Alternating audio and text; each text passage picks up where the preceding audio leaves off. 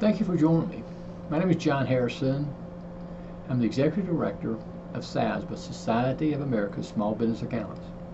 And today I want to talk to you about what is the CPA's busy season. When you say busy season, what do you mean? When is it? So let's talk about that for a second, because I think it's important to know when it's going to be difficult to go in and talk to a CPA. So what is the busy season? It's any period leading up to a deadline, and there's certain deadlines that are more important than others. Many people think that the busy season for CPA is February 1st to April 15th, which is true. That is a big busy season for us, and it depends upon the practice. But I'm going to surprise you now. But let me tell you when the busy season is for the CPA. It's all based upon the deadline, right? Because it's a period leading up to that deadline. So let's go through and let's take a look at what are some of the other deadlines of a CPA. Wow, look at that.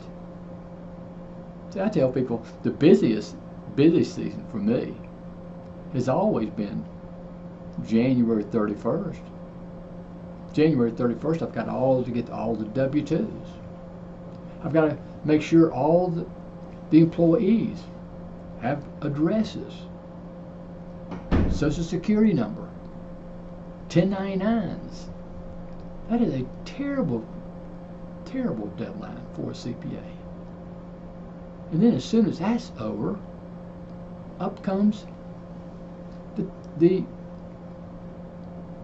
tax return, individual tax returns, that goes all the way through the 15th. Oh, but don't forget, before then there's another deadline, and that's the corporate income tax, which is March 15th. So man, you just got all these things that are happening in your practice, these deadlines you have got to meet. There's some clients that will not extend the return. And they have no problem bringing work in. Let's just say they're a corporation, bring the work in March the 13th, then expecting for you to finish it by the March the 15th with all the other things you have to do. It just goes on and on. Then you've got all the payroll deadlines. I've already mentioned January 31st, but you have April 30th, July 31st, October 31st. All these are deadlines that it's not just that day, it's just preceding those days, but preceding it to take care of all the clients.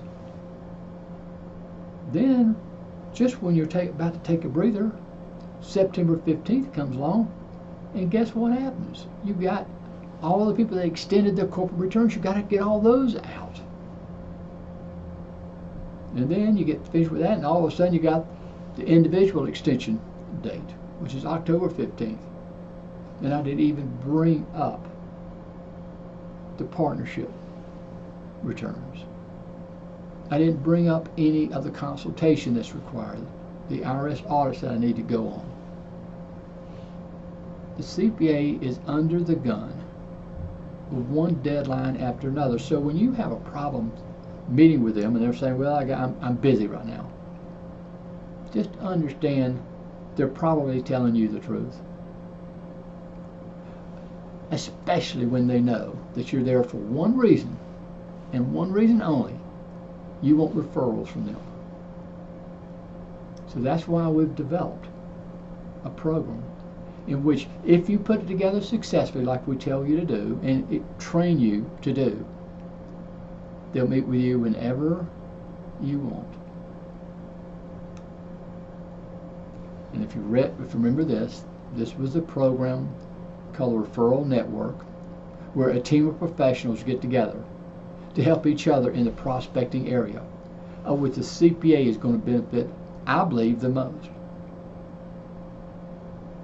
You do this, put this together, in conjunction with the other professionals, and you can meet with the CPA anytime you want.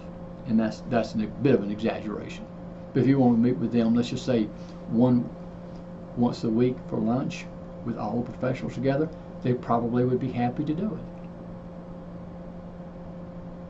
So understand, first of all, that the CPA is busy. They do have a lot of deadlines. To try to set yourself outside of that by getting them to a point where they want to meet with you on a regular basis, because you are solving their prospecting problem. I hope this helped you a little bit, and to let you know that CPAs aren't putting you off. Most of the time they are busy with a deadline. Thanks for joining me.